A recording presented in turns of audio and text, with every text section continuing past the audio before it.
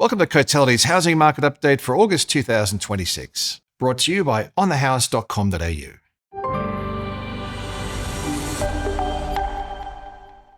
Australia's housing market downturn accelerated through July, with the latest Cotality Home Value Index showing a 0.7% decline in national dwelling values. That's the largest monthly fall since December 2022, and a clear sign that housing conditions have weakened materially over recent months. Importantly, the downturn is no longer confined to Sydney and Melbourne. Sydney home values fell by 1.4% through July. Melbourne values were down 1.2%. These markets have been leading the decline for some time, but the latest data shows the softer conditions have now spread into the mid-sized capitals as well. Brisbane housing values fell by 0.6% over the month. Adelaide was down 0.2%, and historical revisions show both cities have now recorded 2 consecutive months of decline. Perth was the only major capital city to remain in positive territory, posting a modest 0.1% rise in July, although revisions to earlier data show conditions have weakened much more rapidly than initially thought. What we're seeing is a broad-based loss of momentum across the housing market. Affordability pressures, serviceability constraints, 3 cash rate increases this year, higher living costs, weak consumer sentiment, and uncertainty around policy changes announced in the federal budget have all combined to weigh on housing demand. The weakness remains most apparent across higher-priced housing markets and premium housing stock. Nationally, the upper quartile of home values have fallen by more than 3% over the past 3 months, while lower-priced housing has remained relatively resilient. A changing market is also becoming evident through listings activity.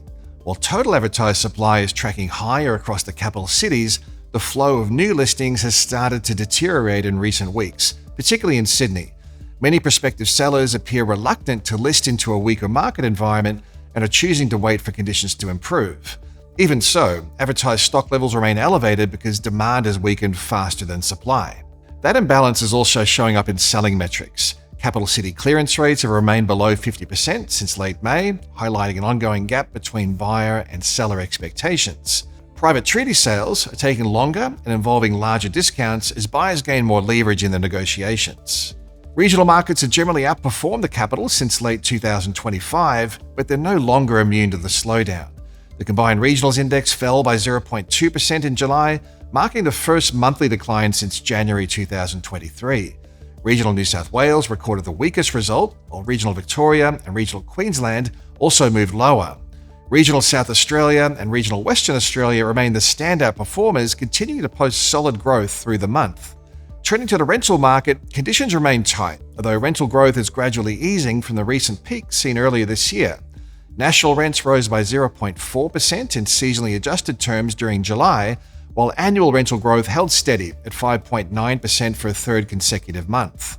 Over the past year, that equates to roughly $40 being added to the median rent. The main reason rents continue to rise is the ongoing shortage of available rental stock. Although the national vacancy rate edged slightly higher to reach 1.7%, it remains well below the long-term average and continues to place upwards pressure on rental values. At the same time, rental affordability has become increasingly stretched.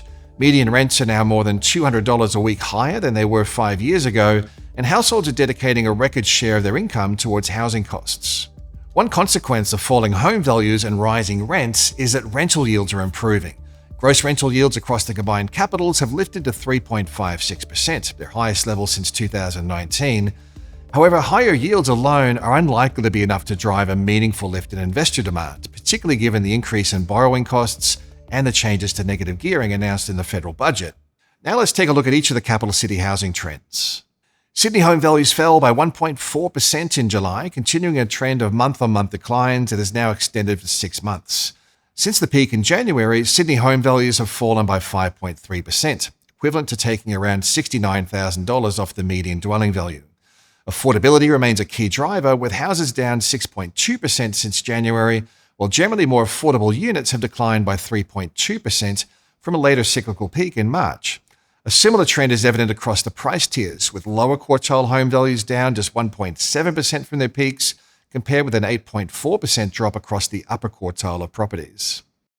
Melbourne home values contracted by 1.2% in July, the 8th month in a row of declines. From a cyclical peak in November last year, Melbourne housing values have now dropped by 5.1%, but they're 5.5% below the record highs, which was back in March of 2022, That's the equivalent to about $46,000 being taken off the median dwelling value. Houses, where values are down 6% from the peak, have seen larger falls than units, with a 3% fall from peak levels.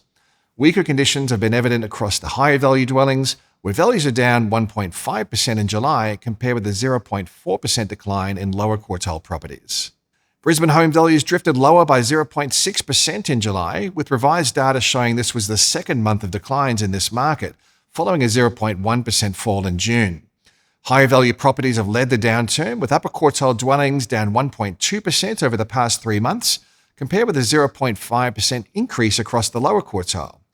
Brisbane has seen a sizable shift in its available supply of homes, with listing numbers now sitting 8% above the 5-year average over the 4 weeks ending the 26th of July, compared with over 40% below average at the start of the year. Adelaide home values dipped by 0.2% in July following a 0.3% decline in June.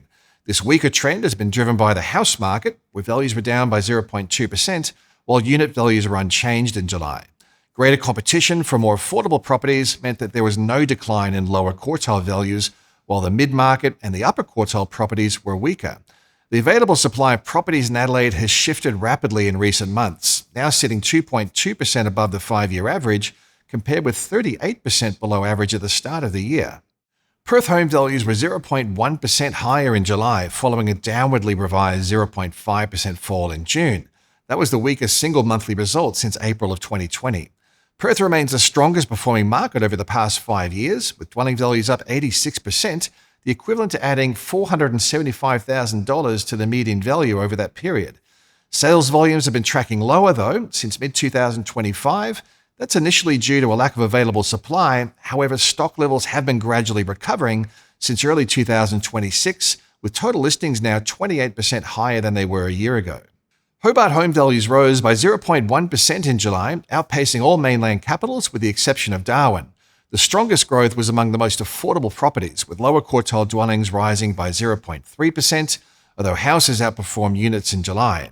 Available supply has remained constrained, with total listings almost 27% below the 5-year average in July.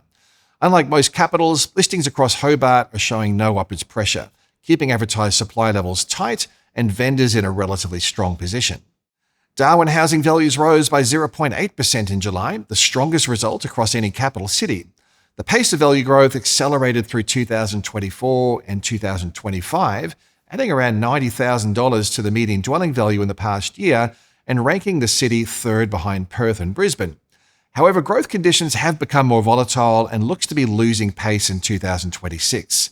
Available supply in the city remains chronically short, with total listings 40% below the 5-year average, albeit total listings are gradually moving higher, suggesting the demand-side trends are starting to soften.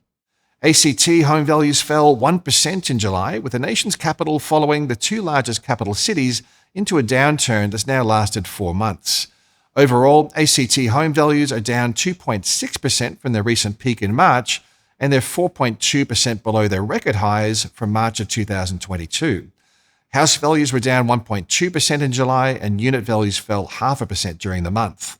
Similar to Sydney and Melbourne, available supply in the ACT has been comparatively elevated for several months now, particularly for units, where listings are tracking 24% above the 5-year average in July. Overall, the July data confirms that Australia's housing downturn has become broader and more entrenched. What began as a correction centred in Sydney and Melbourne is now spread across much of the country, with previously resilient markets, such as Brisbane, Perth and Adelaide, also recording declines. In fact, more than 3/4 of capital city suburbs recorded a decline in home values over the past 3 months. The common thread is weaker demand. Affordability constraints, higher interest rates, cost of living pressures, weaker sentiment, and changing investor dynamics have all been working in the same direction. And for now, there doesn't appear to be much immediate relief on the horizon. From August 2nd, the end of the temporary fuel excise discount is likely to add another layer of pressure to household budgets. The good news is that the interest rate outlook has become a little bit more balanced. Inflation data has softened, market expectations are increasingly centered on interest rates having peaked, and the likelihood of further rate rises has diminished. However, it's still too early to rule out additional tightening altogether, with the Reserve Bank making it clear that inflation and labour market conditions remain the key variables to watch. Consumer confidence has improved a little from the lows, but sentiment remains deeply pessimistic by historical standards. That's important because confidence plays a critical role in housing activity. Buying a home is often the largest financial decision households will make, and it's difficult to see a meaningful lift in housing demand while households remain so cautious about the economic outlook. For buyers who remain active in the market, conditions have become more favorable. There's more stock to choose from. Competition has eased. Selling times have lengthened and negotiating power has shifted away from vendors for the first time in several years. At the same time, we're starting to see the market adjust on the supply side as well. New listings are slowing as potential sellers choose to sit on the sidelines rather than bring their property to the market in weaker conditions. Combined with ongoing constraints on new housing supply, that adjustment could help to place a floor under values and limit the extent of the downturn. Our expectation remains that housing values are likely to move lower through the coming months. However, the factors that would normally underpin a sharp correction simply aren't evident. Unemployment remains low, population growth continues supporting underlying housing demand, and both construction challenges and vendor caution are limiting the availability of supply for housing. The areas most exposed to further weakness are likely to be the higher value markets, locations, and those with a stronger investor presence. Looking ahead, the key indicators I'll be watching are underlying inflation, labor market conditions, and how those factors influence Reserve Bank policy. We'll also be closely monitoring investor behavior under the new policy settings, along with whether elevated stock levels begin to moderate as new listings pull back and whether supply remains high as buyer activity slows further. For now, the balance of risks remains skewed towards softer housing conditions, but the evidence still points to a gradual downturn rather than a sharp correction. Thanks for tuning in, and remember you can access all our housing market updates at the Insights pages of the Cotality website.